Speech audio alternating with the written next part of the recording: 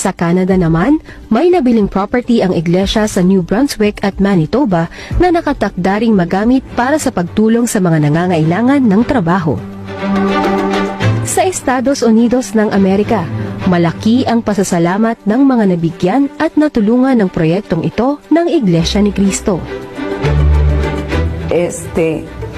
Me hinqué dando gracias a Dios por haberme dado esta oportunidad de estar aquí. Porque todos los días oraba porque me dieron una oportunidad. ¿Por qué? Pero yo agradezco mucho a Dios el haberme dado esta oportunidad y sé que por algo me puso aquí, trajo a este lugar y sé que al llegar aquí todo cambió para mí y estoy muy agradecida por el regalo que me dio de llegar aquí.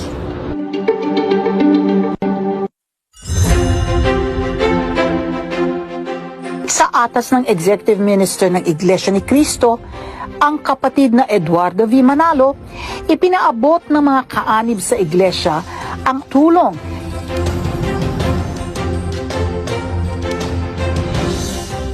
Isang karangalan po para sa akin na sa unang pagkakataon ay mapabilang ako sa ganitong aktibidad ng Iglesia ni Cristo.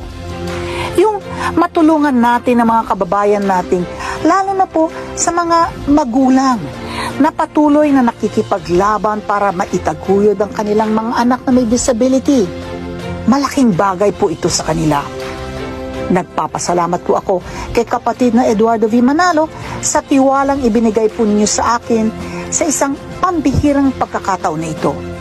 Sana po marami pa kayong matulungang tao at mga komunidad. Happy birthday po. Muli, ang aking taus-pusong pasasalamat.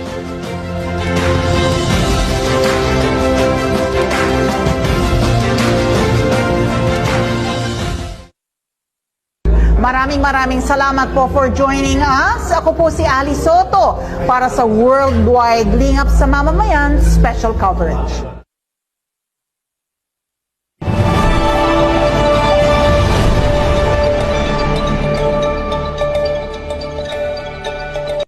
Tuwang-tuwa po ako dahil maraming mahihirap na natulungan po sa Iglesia ni Cristo.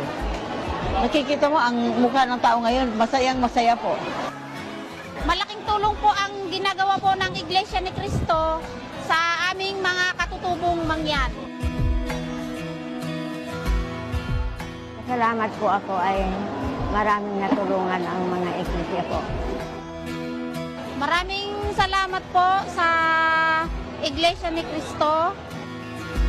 Maraming salamat po kay kapatid Eduardo Manalo sa mga tulong po niyo sa tulong naming mahihirap. Thank you po. God bless po sa inyo. Sobrang saya po na nakilala po namin ng Iglesia ni Cristo. Napakinggan din po namin yung mga salita ng Diyos.